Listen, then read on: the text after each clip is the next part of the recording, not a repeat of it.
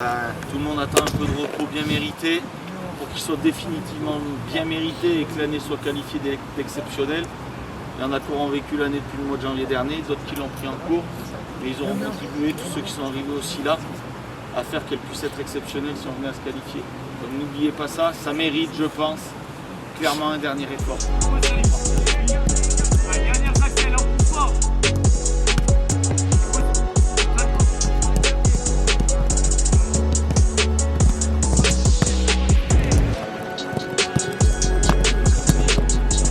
Allez, on doit être en capacité d'appuyer un peu plus les ballons.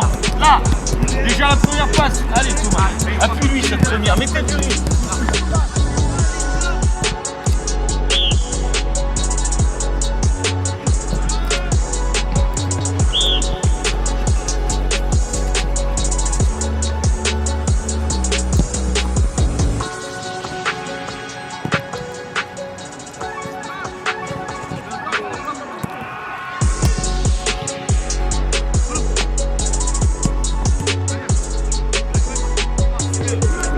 Restez haut, restez haut. Oh, allez, on sert.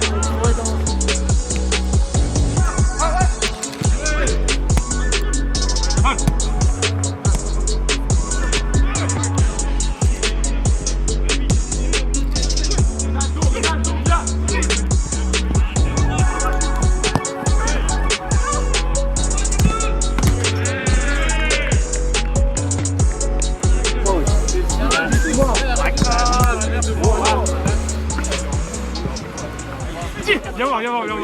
Il va hypnotiser là le dos. Tu sors Maël de la poche. Maël, allez sors. Sors Maël. Allez, sors Maël. Sors. Sors Maël. Sors.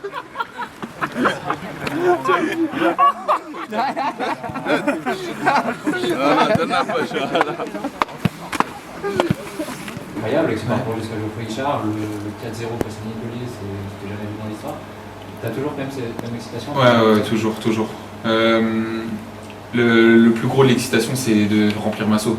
C'est qu'il y ait du monde qui nous voit jouer, il y a une ambiance particulière, on nous en parle dans la semaine. Et ensuite, au niveau sportif, c'est toujours des super matchs à jouer. Donc, et puis en plus, qui peuvent nous amener sur des plus gros matchs potentiellement. Est-ce que ça change quelque chose par rapport à tous ces grands rendez-vous que vous avez vécu ici à Massot en Coupe de France, avec à chaque fois le rôle d'outsider, là d'être le favori, qu'est-ce que ça change? On est aussi souvent habitué à être favori. Aujourd'hui, on va pas. C'est vrai que c'est face aux Girondins de Bordeaux, donc ça a une petite connotation particulière. Quand on dit les Girondins de Bordeaux d'un côté et puis foot de l'autre, évidemment que ça ne résonne pas de la même manière. Donc je pense que dans nos têtes, il y a quand même cette idée de jouer un club historique. Je pense que ça doit être une motivation supplémentaire. Mais sinon, dans notre semaine de travail, dans l'approche du match, on ne change rien à ce qu'on a toujours fait, c'est-à-dire rester nous-mêmes.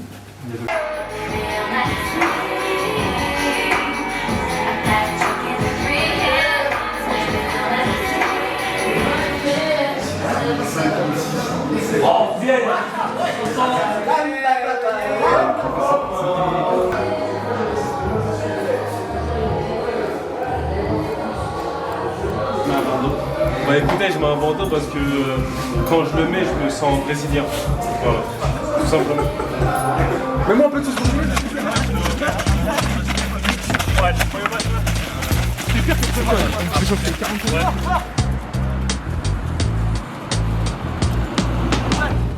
Bloc, marche arrière. Ouais, ça part toi.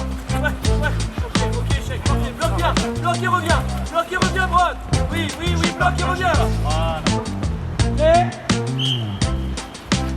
Voilà, j'achète. Ouais, bloc et je coupe fort.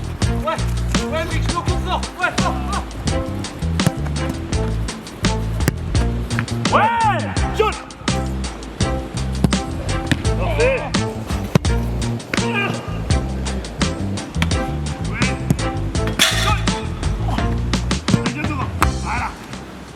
Bon Mathis, demain c'est un match important, comment t'abordes ce 32e de finale? Mais on l'aborde plutôt bien, on a hâte on a à cœur de bien finir l'année. Et on sait que c'est plutôt du bonus et du plaisir cette compétition. Donc Donc voilà, on est plutôt serein.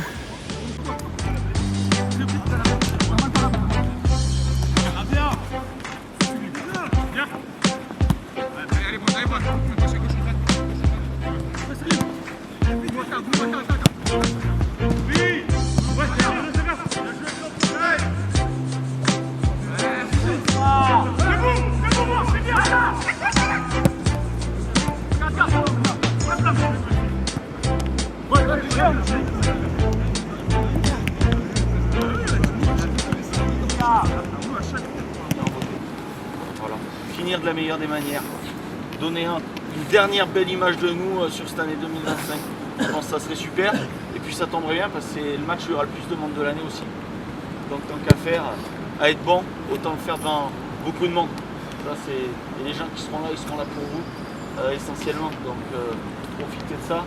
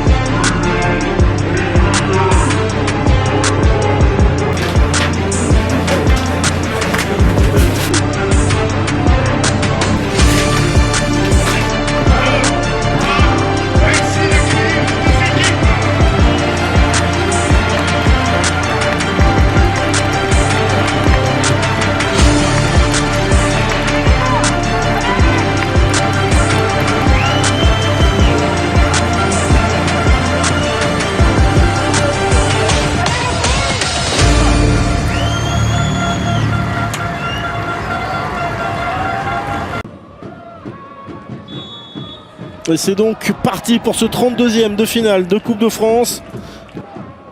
Finalement dépossédé de ce ballon et le Puy qui peut se dégager et bon appel là en profondeur, ouais, très très bon ballon. Nsinghi qui va pouvoir se présenter face à Diabaté, le retour. Et allez, il y a peut-être un coup à jouer là sur la transition offensive.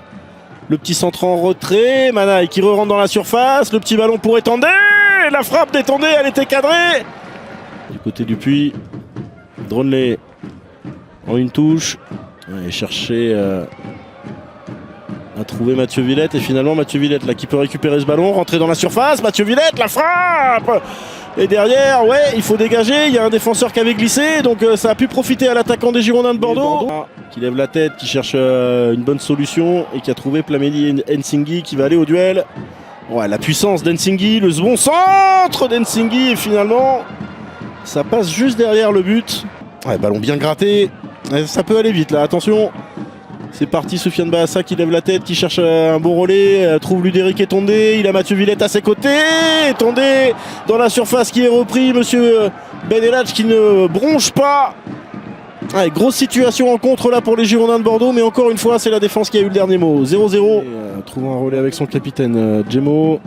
Salim Akal qui peut centrer, il est peut-être bon, la remise de la tête et finalement Diabaté qui est vigilant, bonne relance, Étondé qui peut garder ce ballon au chaud et qui prend le meilleur là une première fois sur Seydou et qui va obtenir rien du tout. Alors, aïe, c'est le rouge, oui c'est le rouge. Carton rouge pour Étondé qui prend un deuxième jaune pour frapper. 0-0, il reste un quart d'heure à jouer et c'est quasiment maintenant de l'attaque-défense. Allez, Esmel qui insiste, ouais, qui va trouver là une très bonne passe pour Goumo Goumo à l'entrée de la surface. Goumo qui rentre dans la surface et qui va pouvoir armer la barre transversale. C'est pas terminé. Paul Wadeux avec non pas Boulecha, mais c'est Maël Zogba qui est monté aux avant-postes. Contré. Oh, et la frappe là terrible, repoussée par la barre de Diabaté. Djemo qui remet un nouveau ballon dans la surface. Diagouraga et qui va pouvoir permettre à Diabaté de se saisir du ballon. Mais que c'était chaud. Et on revoit là Aymeric Goumo qui finalement a trouvé l'angle de frappe.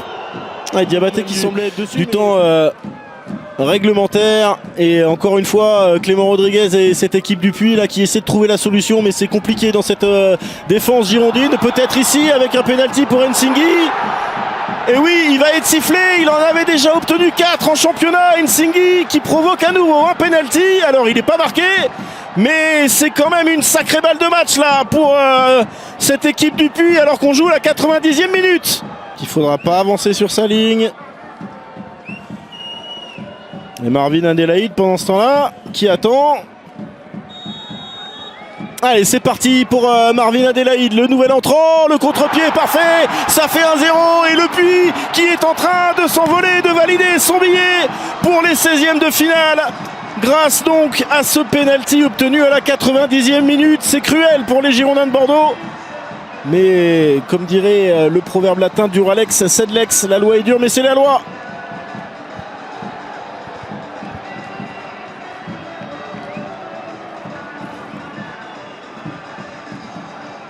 Ouais, Reynald Djemo en bon capitaine qui vient demander à tout le monde de garder la tête froide. Il va falloir être très bon dans ses arrêts de jeu. En tout cas, le contre-pied est parfait. Et Marvin Adélaïde qui était rentré pour ça, qui ne tremble pas et qui donne la... Allez, Diabaté en une touche. Qui ne trouvera personne. Et on en reste là. Coup de sifflet final donné par Hakim Ben Elhadj et la qualification et la joie pour cette équipe du Puy, les Poneaux, qui auront fait le plus dur et qui auront réussi à marquer au meilleur des moments pour eux juste avant les tirs au but à la 91e minute. Yes! Bravo. Bon. Deuxième de finale, victoire 1-0, 90e minute. C'est un peu compliqué mais on n'a pas lâché. L'essentiel est fait en Coupe de France, c'est la qualif. Rendez-vous début janvier pour le 16e. On vous attend nombreux. On vous attend encore plus nombreux si on joue à domicile. Merci à tous. Merci à tous.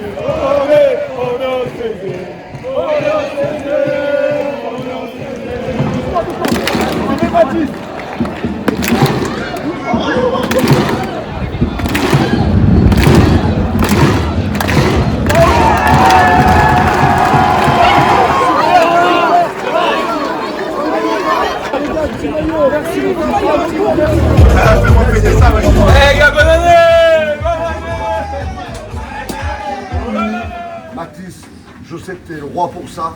Soyez fort. Et je crois que vous êtes tout ça, Marrakech. une belle image pour le Puy-en-Velay.